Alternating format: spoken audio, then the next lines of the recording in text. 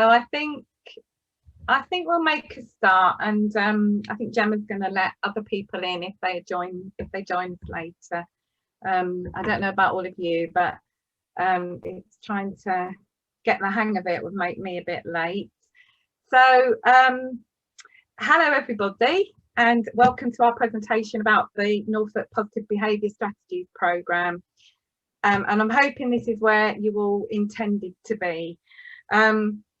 If you can bear with us, this is the first time we've done this, so there might be a couple of technical hitches on the way, but I think ASD Helping Hands have done a great job so far in organising it all. It's amazing. So we don't plan to do any breakout rooms at all during our presentation. We hope to have time left at the end to answer any questions, but if you would like to ask questions while we're going along, please use the chat. Now that I've found it, that's fine, and we'll keep an eye on them. We'd also be grateful if you can use all the usual protocols and put your microphone on mute till you speak to prevent any background noise, and put your hand up if you'd like to say anything. But as I say, we'll take some questions at the end because I'm sure there'll be time. So please feel free to leave your videos off or put them on, whatever makes you feel more comfortable. So just to tell you a little bit, we're going to put this in context, the programme and who we are, and then Susan's going to tell you a lot more about the content. So my name's Clare Peake. I work for Family Action and I manage our projects in Norfolk. I'm a qualified and registered social worker, but I choose to work in the voluntary sector. I've got a very particular interest through my training and my work and personal experience in mental health, that's adult mental health and child and adolescent mental health. And we go regularly to the CAMS intake meetings at Fellow House at King's Lynn, and it just became apparent to me a very long time ago that there was very little support for parents and for children with ASD or waiting for an assessment for ASD in Norfolk. So so that's where the initiative came, really, to try and set something up in Norfolk. So Susan, do you want to introduce yourself? Hi, so I'm Susan and I've been working for Family Action on ASD and ADHD projects for 3 years now. And also until recently, I worked for 15 years in a federation of small Norfolk primary schools, focusing mainly on special educational needs, the administration and provision for special educational needs. And despite the accent, I've now actually lived in Norfolk for longer than I ever lived in Glasgow. So I don't know what's going wrong there. So I don't know if you've ever heard of Family Action, but Family Action is a national charity with services across England and, oddly, the Isle of Man. I don't know why. And all the services can be very different. Services for early years, children and families and adults. But their common themes really are around family support and mental health. And Family Action also provides 6 SENDIAS services across the country and other services that support families and children with additional needs.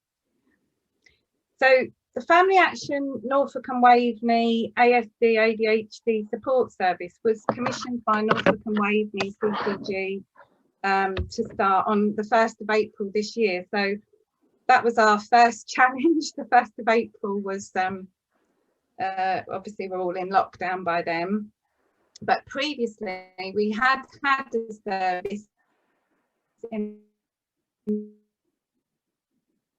You're breaking up, Claire.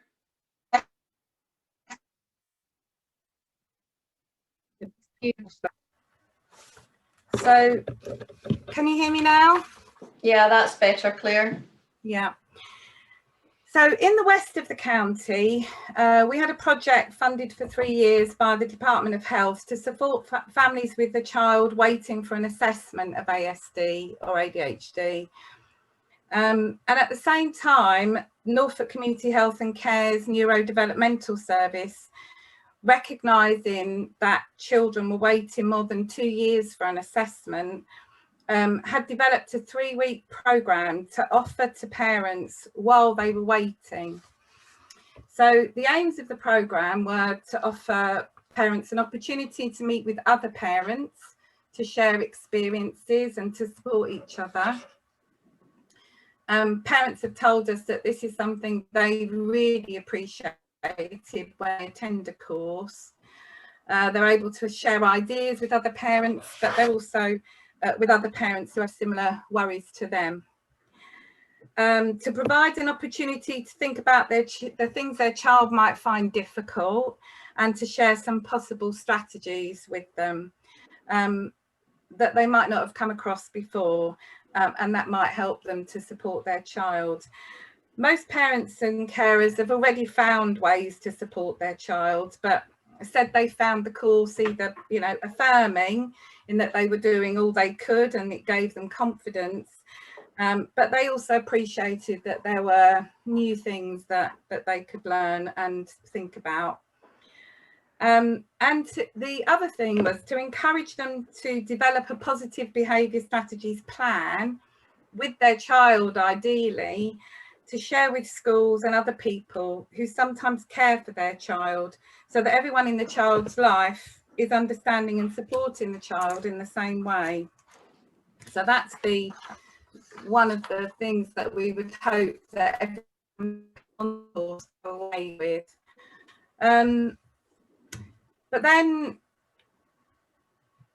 so for the last 3 years, we've been developing a rolling programme of the Positive Behaviour Strategies course in the west of the county, mostly in Kings Lynn and in Swaffham, but some courses also in the east of the county. And the courses have always been full, and we have really positive feedback from parents. So when lockdown happened earlier in the year, it presented us with some new challenges, and we wondered how we could continue to offer to support families without meeting face to face. So like everybody else, we had to begin to think a bit creatively. So early in April, the CCG put us in touch with Cambridge Community Services, who deliver the Healthy Child programme in Norfolk. And a team of us from Cambridge Community Services, Norfolk Send Partnership, and Dr. Mel Bruce from Norfolk Community Health and Care, we got together to get the course online.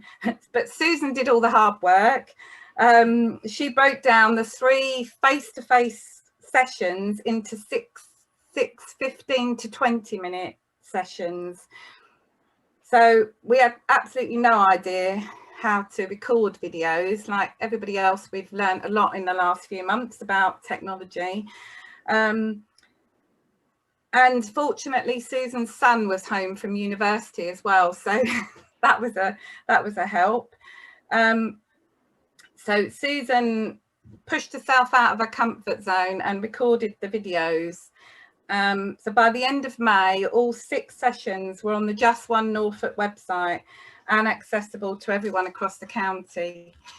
So I'm going to hand over to Susan in a minute, but I just want to show you where to find the videos if you are interested in going and looking at them on the Just One Norfolk website. So I'm hoping that you can see this. So if you Google Just One Norfolk, whoops, I have to spell Norfolk right, although I'm sure Google will know what I mean. Oh, Norfolk.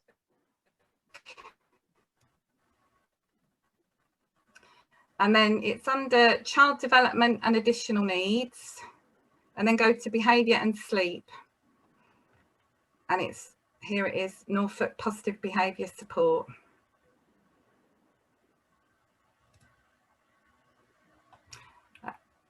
So if you click on session 1, then you see down all the sessions. So we've got 1, 2, 3, 4, 5, and 6, and then finally, Amy Pease from Norfolk Send Partnership has done a really helpful video about education and children with additional needs, which I would also highly recommend. So at the bottom of the page, well, we've got a feedback form here, which we would really appreciate people filling in if they look at them, just to obviously help us to keep improving. And then at the bottom here, you've got some things that you can print out that are relevant to the course. So on the courses, we would have given people handouts, but here you've got templates that you can print off at home. So, and then I think there's also some little videos at the bottom that kind of supplement, not on that one, but some of the others. There are some other videos that are useful to watch that supplement what's being said in the PBS video. So I'm going to hand over to Susan now, because this is the bit you've really been waiting for, which is about the course itself. Thank you, Claire.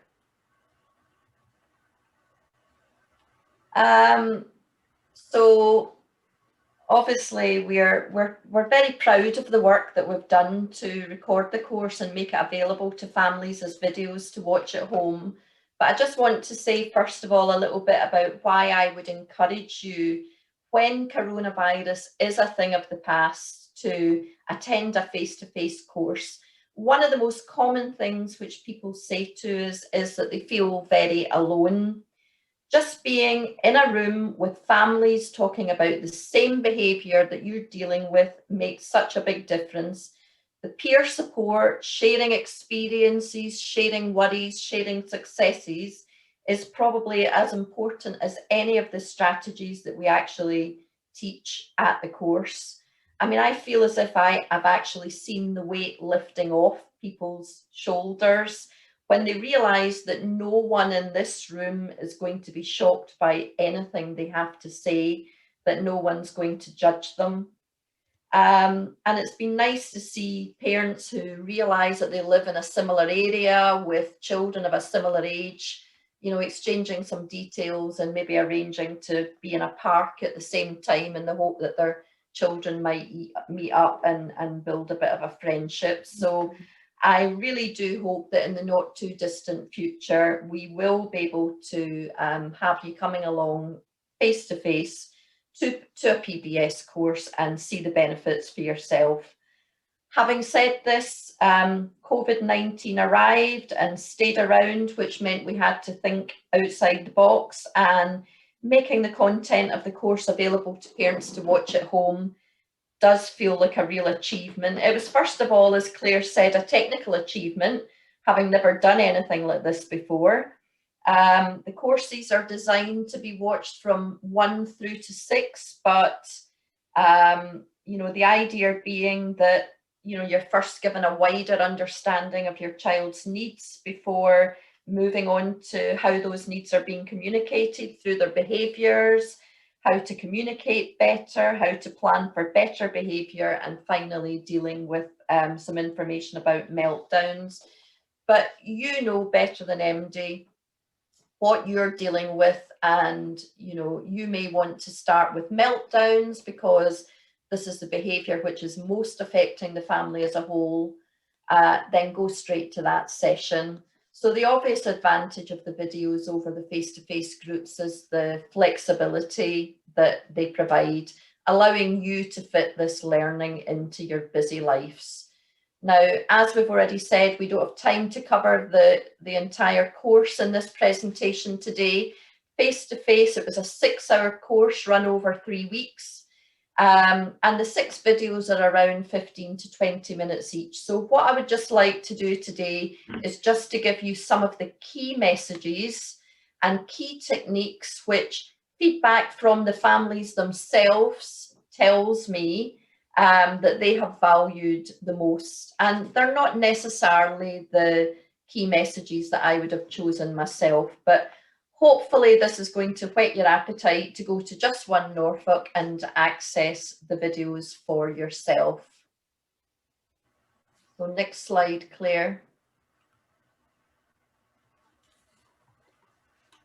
So almost every course we ran, we would have at least one parent who told us that they were finding it quite difficult to actually like their child, a very hard thing for any parent to admit.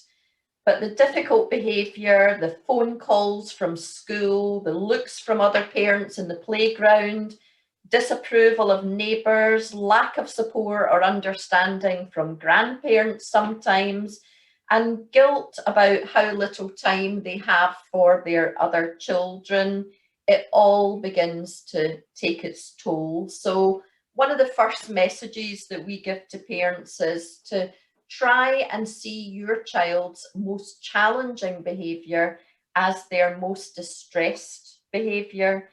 Thinking in this way can help you to find that extra ounce of empathy that you need on a very difficult day. Now, we're not just talking about feet getting stamped when they can't have an ice cream. Behaviour is always telling us something. So the worst behaviours are telling us something about how great their frustration or fear or loss of control is. This does not mean that you condone the behaviour, but understanding that it's coming from a very difficult and painful place for the child can definitely help parents. And parents tell us that thinking in this way did help them very much. The next thing that we tell parents on the course, which they always come back and tell us how useful it's been, is start keeping a diary. Not only will this help you to see patterns of behaviour and work out triggers for behaviour, but it will also be useful when you're talking to professionals that you meet as you progress along the pathway. Organise the diary in a way which makes it even more useful for you. Draw a star every time they have a meltdown so that you can answer questions like how many meltdowns do they have in an average week. Highlight in one colour when any difficult behaviours linked to social communication or interaction, or in a different colour when it relates to their rigidity of thought or dislike of change, because these would be the areas that the clinicians would be looking for if it was ASD that you suspected and they were working on diagnosing it. A diary is also useful because it can really help you to see patterns. So if you can see that your child's having a meltdown after school every Thursday, and then inquire about it, you may find out that this is when they always have a very noisy activity at school, which your child hates, and they contain their anxiety about this until they get home, and you know, this is their safe space, and then they let you have it.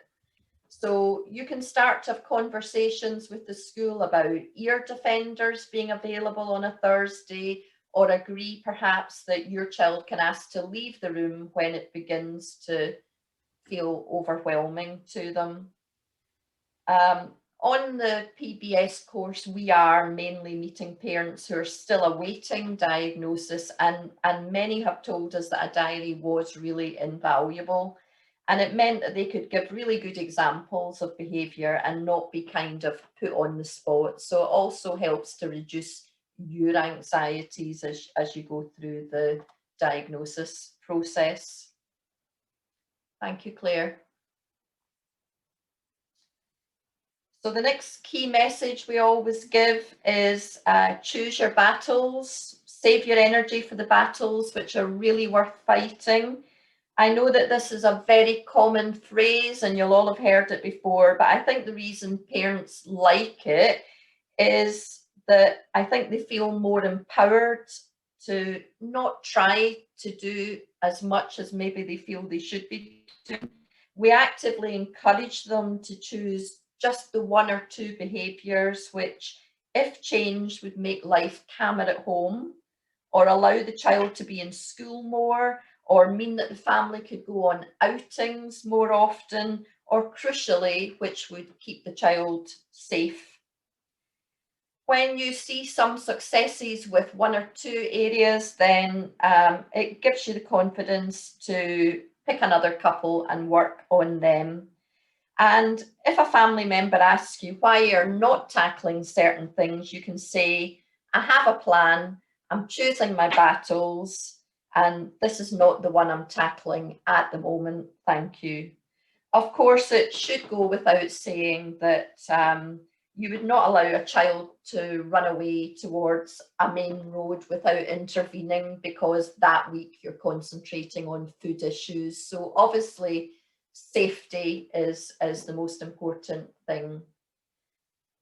The next thing we always emphasize is how important structure and consistency are. They really are key, and everyone who knows anything about ESD already knows how important structure and consistency are. This is not anything new, but what we really emphasize is that you need to make sure that you have a healthy structure in place. If you have a child with either suspected or diagnosed ESD, then they are probably already very attached to the structure which they already have, and which may not be all that good for them, and may very well have been controlled and designed by the child themselves. You have a child who is naturally resistant to change. Change will not be accepted overnight, and you will need to persevere. It's really important to involve your child in making new rules, allow them to negotiate, to keep some of the things they do, which are not key things that you want to change, but stick to your guns on the really important ones. Rules which are decided together have been shown to be less likely to be broken. And try to put some rules in place for everyone. Why should this child be singled out from their siblings? And why not allow the children to suggest some rules for the adults? Dad will read to us each once a week, and so on. So consistency, very important. Do not ignore something one day and then blow a fuse about it the next day. Make sure that all adults who care for your child are down with the programme.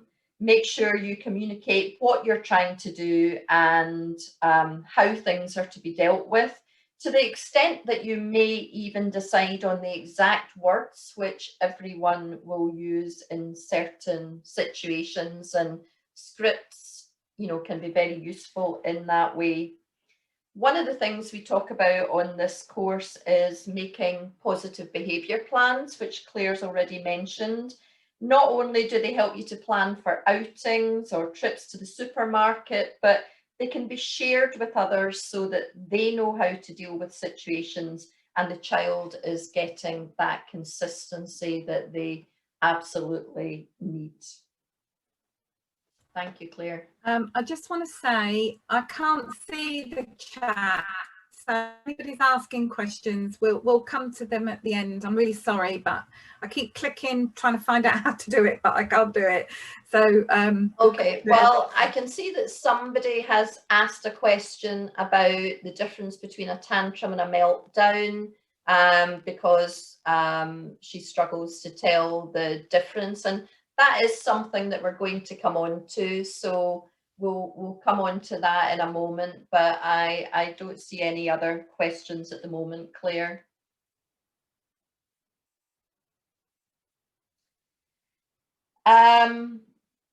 Another key message we give is that the language that you use can have a big impact on your children, particularly when children find communication difficult. Why do we use so many words? Why do we ask so many questions? Keep your instructions simple and clear. Use their name to get their attention, but if you say something like, James, I am sick of telling you the same thing 20 times. I'm trying to clean up and get us all ready to go out for the last time. Will you go and get your wellies and do not stop to play with your transformer on the way like you did the last time I asked you? Well, maybe James, wellies, thank you would actually be more powerful and more effective. So just think about the language you're using and not overdoing it and overwhelming your children. Some children do tend to shut down under questioning. So think about the quality rather than the quantity of questions. And if you've got one of those children who you're trying to communicate to when you're reading a book with them or something, and they're just shutting down, try using I wonder. It's a technique that speech and language therapists often advocate. I wonder, you know, why the girl did that. I wonder why the boy went into the park. If you say I wonder, it sounds like you're just sort of throwing the question out there. It's not putting the child under the spotlight. And you can use that also to ask your child questions about themselves. I wonder why we were late for school today. But you're not saying, why were we late for school today? You're not putting them under so much pressure. You know, I wonder whether you didn't eat your dinner tonight, and then just go about your business, and they may decide to communicate and interact with you. Very useful if, as I say, you've got one of these children who shuts down a bit under questioning. As I say, it sounds less accusing than asking the direct question. So another idea that's really useful, parents tell us it's very useful, is the 12-second rule, which you may have heard of. So when you ask a question or give an instruction, think about what's going through your child's head, especially if you've got a child who maybe has some processing difficulties or some delayed speech and language. You know, what did she say? What does she want? Do I need to reply? How am I going to word my reply? How am I going to put those words into a sentence, etc.? Lots and lots of things going on when you ask a question or give an instruction. Now, what we tend to do as adults is, if somebody hasn't replied within about 3 seconds, then we reword, or even worse, we rephrase the question.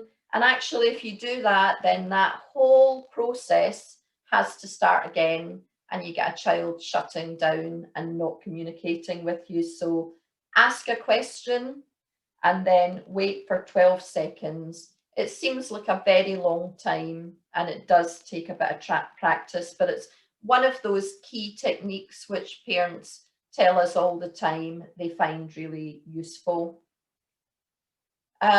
Positive phrasing, another thing that is really simple but very constructive. It takes a bit of practice, but once you change to this strategy, you'll wonder why you were not doing it before. So if you or I were told what not to do, we would usually be able to surmise what we should be doing. But for children or young people with additional needs, they may be very literal, they may have some processing difficulties or just a lack of imagination. Sometimes when you say don't run, they only hear the word run. When you say don't hit, they only hear the word hit. So obvious examples would be, instead of saying don't hit your sister, you would try saying be gentle with your sister, thank you. Instead of saying don't run, say walk, thank you. Don't spill that drink on my carpet would become something like hold your cup tightly, thank you. Stop keeping your room in such a state would become, when you finish playing, put your Lego back in the box, thank you. You'll have heard me saying thank you a lot. That's because thank you is better than please, because please sounds as if the child or young person has got a choice, And actually thank you makes it sound like it's already been decided exactly what they're going to be doing. Empowering sentences are another useful tool when you're trying to communicate better with your child, particularly for children who are getting older, or for those children, and there are lots of them, who really love to be in control. Children who have no control over anything are not, generally speaking, happy children. They're usually a bit anxious. So try to reduce demands which give them none of the power, and increase the statements which share the power. Now, clearly, again, when your child is running towards the dual carriageway, then it's not the time for "come and find me when you're ready, dear." But there will be times when you can take this approach. And generally speaking, if you take the challenge out of a situation, it's usually a better situation. In the classroom, there's a lot of situations that would be improved by employing more empowering sentences. You know, for an anxious child who's gone under the table or whatever in the classroom, you know, you can listen to me from under the table, or you can come out and sit with the other children. You choose. You know, that has got to be better than dragging a child physically out from under the table, upsetting them and upsetting everybody else. But always, with these things, always remember that you're the adult and you decide when it's safe to share the power. So, Susan, yeah. Susan, sorry to interrupt, but I just want to let you know you've got 10 minutes. Okay, I'll speed up. So instead of "I want you to read your school book to me now," you might want to say, "I put 3 books on your bed, pick the one you want to read to me." So that's giving them some of the power. Ignoring and returning attention are always quite useful strategies as well. And everybody knows about ignoring. You've got to be very careful with ignoring. You've got to make sure that it's safe to do so. You've got to use the key principle of do no harm. But I think what's more important than the ignoring is the returning of the attention.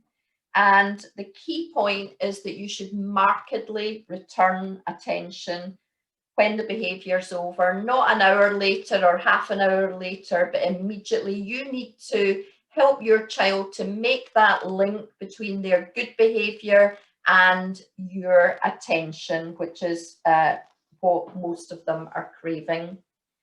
So somebody has already asked a question on chat about the difference between meltdowns and tantrums. A meltdown is a total loss of control, a storm which needs to blow itself out.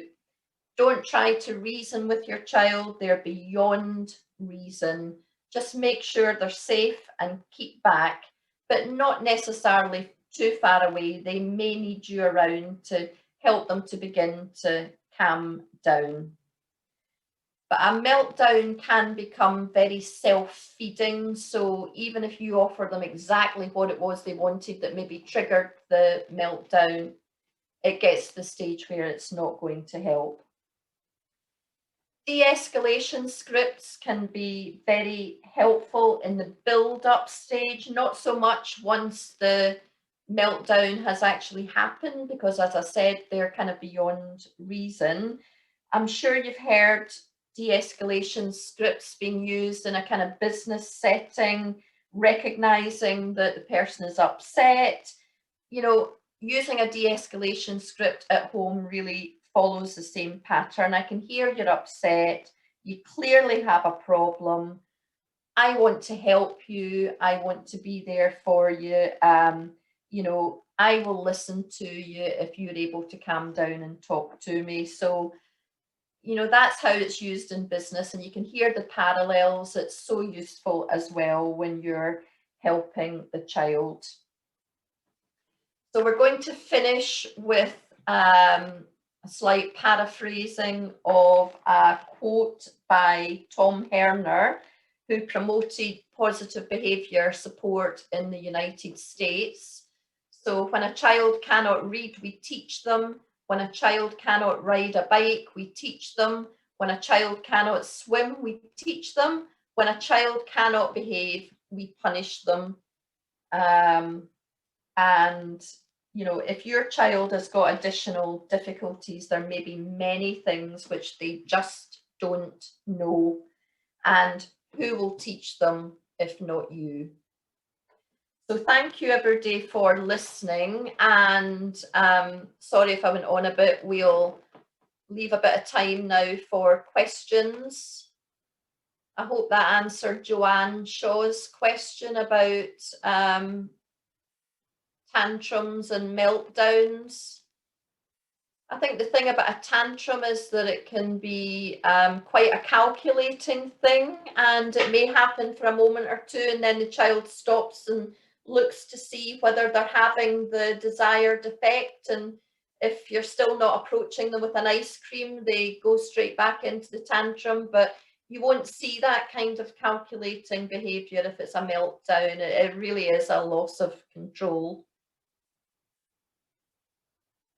And the other thing to say about meltdowns, Joanne, is that they can be quite cathartic. Sometimes you will wonder what the child is getting out of a meltdown, but sometimes having really exploded in that way and completely lost it, they feel much, much calmer afterwards. And parents have told us that they feel sometimes as if their children are kind of driving themselves towards a meltdown.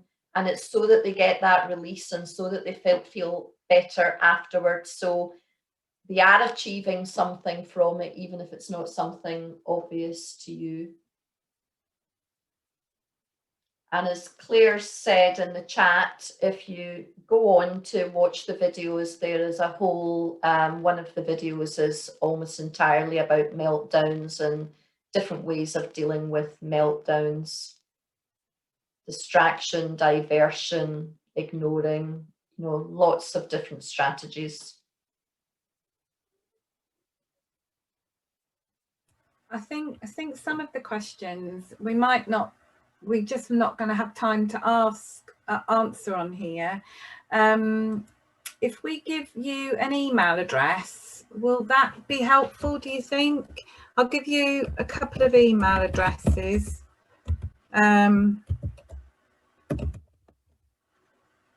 And then we can follow up afterwards. I think Claire, on the platform, yeah, you can go in and look for Family Action, and there's a lot of information there about what we do and how to contact us and that sort of thing. Yeah, there is.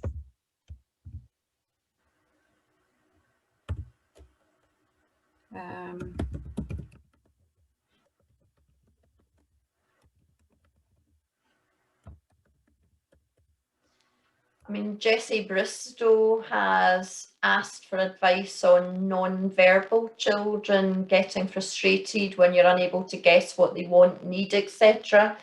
I mean, the most obvious thing that comes to mind is just kind of emotion cards, you know, all sorts of visual supports. There's great little things that kids can wear around their neck, you know, with different flashcards on them, with all the kinds of things they might want to ask you about or tell you about how they're feeling during the day, and they are really, really useful.